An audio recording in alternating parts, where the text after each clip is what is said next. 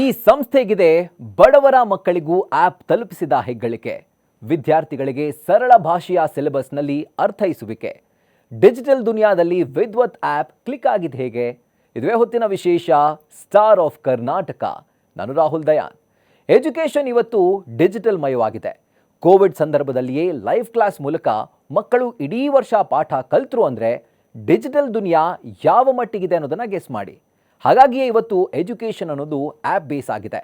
ಈ ಆ್ಯಪ್ ಪ್ರಪಂಚದಲ್ಲಿ ಸಖತ್ ಸಾಧನೆ ಮಾಡಿರೋದು ವಿದ್ವತ್ ಆ್ಯಪ್. ಈ ಆ್ಯಪ್ನ ವಿಶೇಷತೆಗಳೇನು? ಮಕ್ಕಳು ಈ ಆ್ಯಪ್ನ ಇಷ್ಟಪಟ್ಟಿದ್ದು ಹೇಗೆ? ಈ ಕಂಪನಿ ಡಿಜಿಟಲ್ ಕ್ರಾಂತಿ ಹೇಗೆ ಮಾಡ್ತು ಅನ್ನೋದರ ಬಗ್ಗೆ ಒಂದು ಕಂಪ್ಲೀಟ್ ರಿಪೋರ್ಟ್ ಎಲ್ಲಿದೆ ನೋಡಿ.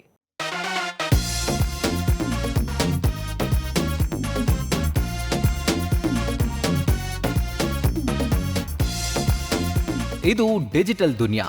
ಕೋವಿಡ್ ಬಂದ್ಮೇಲಂತೂ ಡಿಜಿಟಲ್ ಹಂಗಾಮವೇ ಸೃಷ್ಟಿಯಾಗಿದೆ. ಜಗತ್ತಿನ ಯಾವುದೇ ಇನ್ಫಾರ್ಮೇಶನ್ ಇದ್ರೂ ನಿಮ್ಮ ಬೆರಳ ತುದಿಯಲ್ಲೇ ಸಿಗುತ್ತೆ. ಜೀವನ ಶೈಲಿಯಾಗಿರಲಿ ಎಲ್ಲವೂ ಡಿಜಿಟಲ್ ಮಯ. ಶಿಕ್ಷಣ ಕ್ಷೇತ್ರದಲ್ಲೂ ಡಿಜಿಟಲ್ ತಂತ್ರಜ್ಞಾನ ಮೋಡಿ ಮಾಡಿದೆ. ಪ್ರತಿ ಮಗುವಿಗೆ ಡಿಜಿಟಲ್ ಶಿಕ್ಷಣ ನೀಡುವ ಗುರಿಯೊಂದಿಗೆ ಶುರುವಾದ ವಿದ್ವತ್ ಆ್ಯಪ್ ಇವತ್ತು ಮನೆ ಮಾತಾಗಿದೆ. We have divided our app into 4 different divisions. ಒಂದು CBSE, ಇನ್ನೊಂದು DSCRT ಅಂದರೆ ಕರ್ನಾಟಕ ಸ್ಟೇಟ್ ಬೋರ್ಡ್ ಸಿಲೆಬಸ್, ಇನ್ನೊಂದು ಕನ್ನಡ ಮೀಡಿಯಂ ಮತ್ತು ಇನ್ನೊಂದು ಉರ್ದು ಮೀಡಿಯಂ.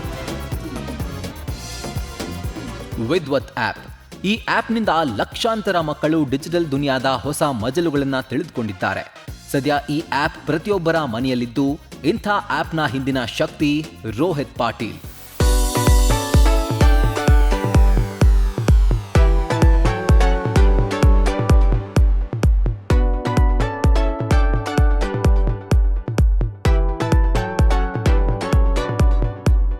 ಪ್ರತಿಯೊಂದು ಮನೆಯಲ್ಲಿ ಪೋಷಕರಾಗಿರಲಿ, ಮಕ್ಕಳಾಗಿರಲಿ ಎಲ್ಲರೂ ಕೂಡ ಈ ವಿದ್ವತ್ ಆ್ಯಪ್ ಅನ್ನ ಬಳಸ್ತಿದ್ದಾರೆ. ರೋಹಿತ್ ಪಾಟೀಲ್ ಕನಸಿನ ಕೂಸು ಈ ವಿದ್ವತ್ ಆ್ಯಪ್.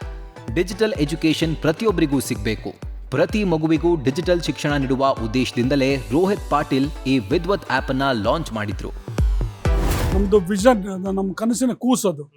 ಅಂದರೆ ನಮ್ಮದು ಏನು ಗುರಿ ಇತ್ತು ಅಂದರೆ, ಇದು ಕಂಟೆಂಟ್ ಡೆವಲಪ್ ಮಾಡೋಕ್ಕಿಂತ ಮುಂಚೆ, ಕನ್ನಡ ಮೀಡಿಯಂ ಕಂಟೆಂಟ್ ಡೆವಲಪ್ ಮಾಡೋಕ್ಕಿಂತ ಮುಂಚೆ ನಮ್ಮದು ಒಂದೇ ಗುರಿ ಇದ್ದಿದ್ದು ಡಿಜಿಟಲ್ ಎಜುಕೇಷನ್ ಫಾರ್ ಆಲ್. ಅಂದರೆ ಪ್ರತಿ ಒಂದು ಮಗು ಕೈಲೂ ಡಿಜಿಟಲ್ ಎಜುಕೇಷನ್ ಇರಬೇಕು ಅನ್ನೋದು ಒಂದೇ ಗುರಿ ಇತ್ತು.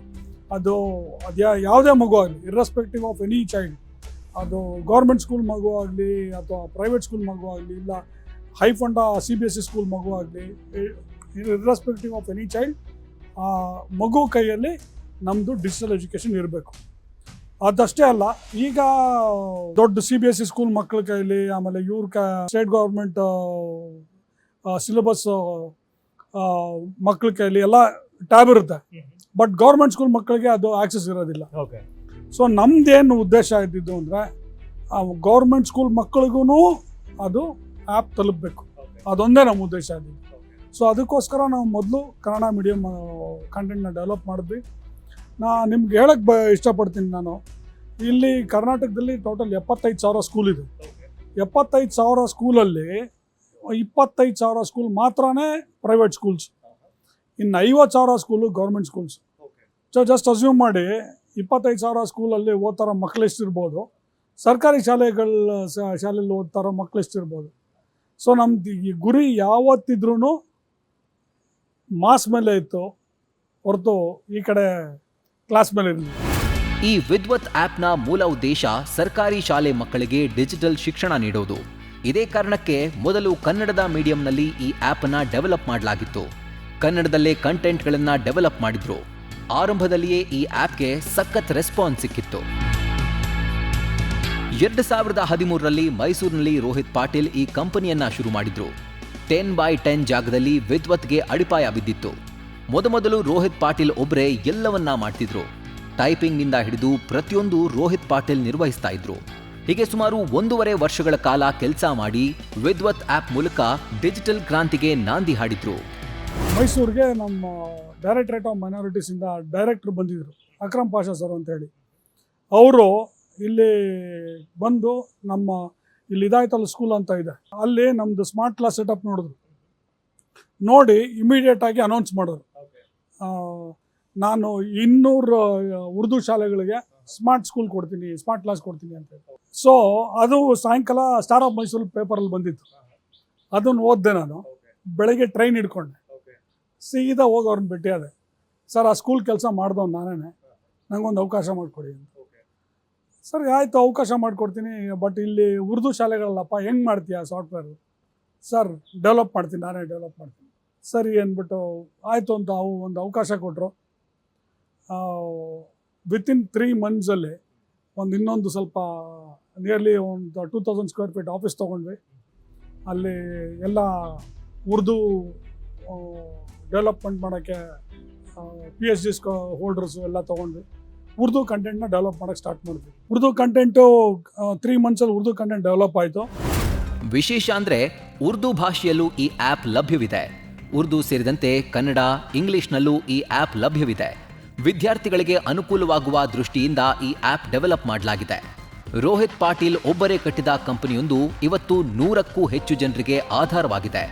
ವಿಶೇಷವಾಗಿ ಸರ್ಕಾರಿ ಶಾಲೆಗಳನ್ನು ಗಮನದಲ್ಲಿಟ್ಟುಕೊಂಡು ಈ ಆ್ಯಪ್ ಮಾಡಲಾಗಿದೆ. ನಾವು ಬೆಂಗಳೂರಲ್ಲಿ ತುಂಬ ಲಾಸ್ ಆಗಿ ಮೈಸೂರಿಗೆ ಶಿಫ್ಟ್ ಆದವರು ನಾವು. ಸೊ ರಾತ್ರೋರಾತ್ರಿ ಮೈಸೂರಿಗೆ ಬಂದವರು. ಬಿಸ್ನೆಸ್ ಲಾಸ್ ಆಗಿ ಸಿವಿಯರ್ ಸಾಲ ಆಗಿಬಿಟ್ಟು ಮನೆ ಮಠ ಮಾರಿ ನಾವು ಮೈಸೂರಿಗೆ ಬಂದವರು 2012ರಲ್ಲಿ ಮೇ 5.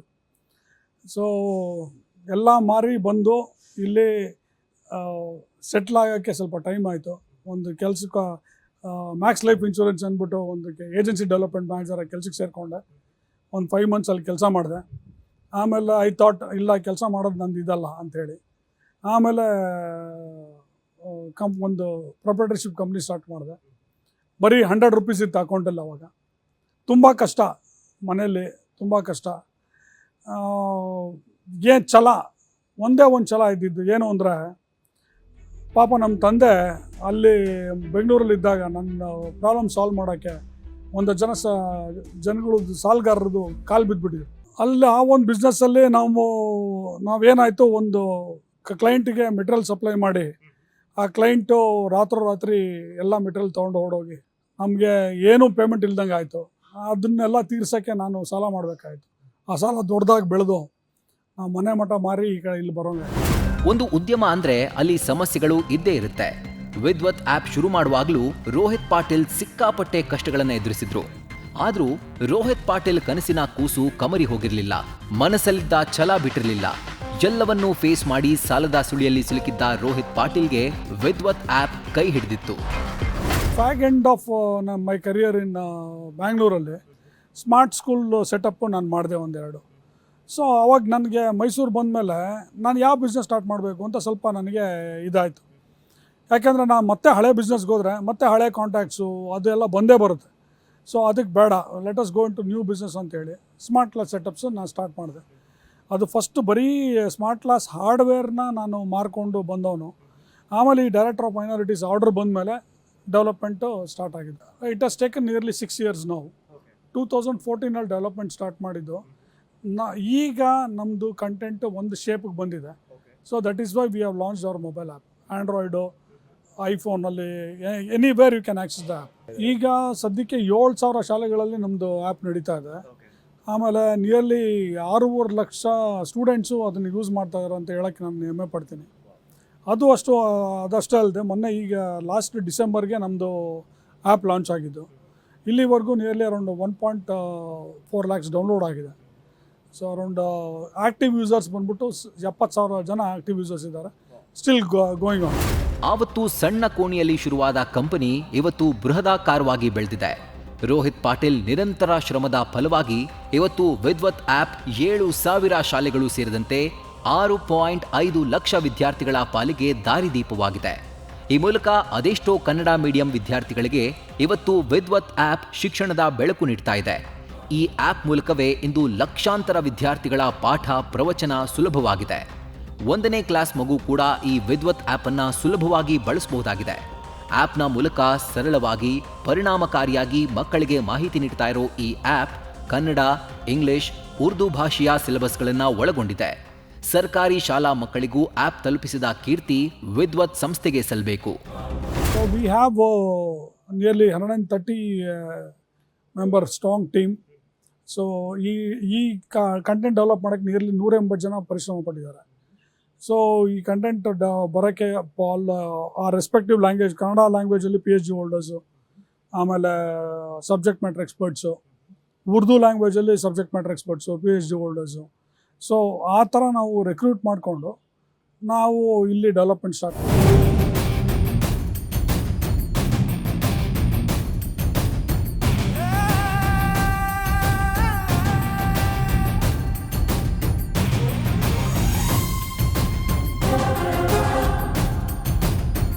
ಯೂಸರ್ ಫ್ರೆಂಡ್ಲಿ ಅಂದರೆ ಆಸ್ ಐ ಟೋಲ್ಡ್ ಯು, 1ನೇ ಕ್ಲಾಸ್ ಮಗುನೂ ಆ್ಯಪ್ನ ಯೂಸ್ ಮಾಡ್ಬೋದು. ಅಂದರೆ ಈಗೆಲ್ಲ ಮಕ್ಕಳು ದೇ ಆರ್ ಟೆಕ್ ಸಾವಿ. ನಮ್ಮ ಪೇರೆಂಟ್ಸ್ಗಿನ ಚೆನ್ನಾಗಿ ಅವರೇ ಚೆನ್ನಾಗಿ ಯೂಸ್ ಮಾಡ್ತಾರೆ ಮೊಬೈಲ್ನ. ಸೊ ಆ ರೀತಿಯಿಂದ ನೋಡ್ರೆ ನಮ್ಮ ಮೊಬೈಲ್ ಆ್ಯಪು ಒಂದು ಸಣ್ಣ ಮಗುನೂ ಸಹಿತ ಆಪ್ರೇಟ್ ಮಾಡ್ಬೋದು, ಅಷ್ಟು ಯೂಸರ್ ಫ್ರೆಂಡ್ಲಿ ಆಗಿದೆ. ಸೊ ಬೇಸಿಕಲಿ ನಾವು we have divided our app into 4 different divisions. ಒಂದು CBSE ವಿಚ್ ಇಸ್ NCERT, ಇನ್ನೊಂದು DSCERT ಅಂದರೆ ಕರ್ನಾಟಕ ಸ್ಟೇಟ್ ಬೋರ್ಡ್ ಸಿಲೆಬಸ್ಸು, ಇನ್ನೊಂದು ಕನ್ನಡ ಮೀಡಿಯಮ್ಮು, ಸೊ ಮತ್ತು ಇನ್ನೊಂದು ಉರ್ದು ಮೀಡಿಯಮ್. ಸೊ ಒಂದು ಸತಿ ಹೋಮ್ ಪೇಜಲ್ಲಿ ಲಾಗಿನ್ ಆದ ತಕ್ಷಣ ನಿಮಗೆ ಇಟ್ ಲಾಸ್ಟ್ ಯು ಯಾವ್ದು ಬೇಕು ನಿಮಗೆ ಸೆಲೆಕ್ಟ್ ಮಾಡಿ ಅಂತ. ಇಫ್ ಸಪೋಸ್ ನನ್ನ ಮಗ ಸ್ಟೇಟ್ ಬೋರ್ಡ್ ಸಿಲೆಬಸ್ ಓದ್ತಾ ಇದ್ದಾನೆ, ಸೊ ಒಂದು ಸ್ಟೇಟ್ ಬೋರ್ಡ್ ಸಿಲೆಬಸ್ ಡೈರೆಕ್ಟಾಗಿ ಕ್ಲಿಕ್ ಮಾಡಿದ್ರೆ ಇಮಿಡಿಯೇಟಾಗಿ ಇಲ್ಲಿ ಕೊಡೋದು ಸ್ಟೇಟ್ ಬೋರ್ಡ್ ಸಿಲೆಬಸ್. ಅದರಲ್ಲಿ you can access all the subject. Vidvat app click ಆಗಲು ಕಾರಣ ಸರಳವಾಗಿ ವಿದ್ಯಾರ್ಥಿಗಳಿಗೆ ಸಿಲೆಬಸ್ ಅರ್ಥ ಮಾಡಿಸುವ ವಿಧಾನ. ಡಿಜಿಟಲ್ ಅಕ್ಷರ ಕ್ರಾಂತಿಯನ್ನೇ ಮಾಡಿರುವ ವಿದ್ವತ್ ಇನ್ನೋವೇಟಿವ್ ಸೊಲ್ಯೂಷನ್ಸ್ ಪ್ರೈವೇಟ್ ಲಿಮಿಟೆಡ್ನ ಮ್ಯಾನೇಜಿಂಗ್ ಡೈರೆಕ್ಟರ್ ರೋಹಿತ್ ಪಾಟೀಲ್ ಕಾರ್ಯ ನಿಜಕ್ಕೂ ಶ್ಲಾಘನೀಯ. ಈ ಉದ್ಯಮದಲ್ಲಿ ಯಶಸ್ಸು ಕಂಡಿರೋ Rohit Patil news first star of Karnataka ಪ್ರಶಸ್ತಿಗೆ ಭಾಜನರಾಗಿದ್ದಾರೆ. ಮುಂದೆ ವಿದ್ವತ್ ಇನ್ನೋವೇಟಿವ್ ಸೊಲ್ಯೂಷನ್ಸ್ ಪ್ರೈವೇಟ್ ಲಿಮಿಟೆಡ್ನ MD Rohit Patil sir.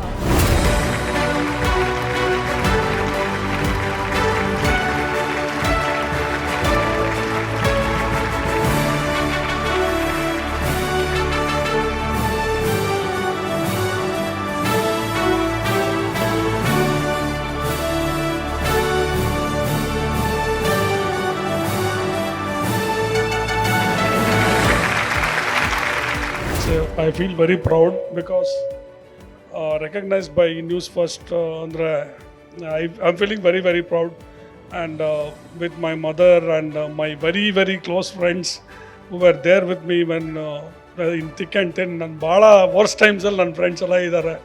So that's why I wanted to dedicate this award to my friends.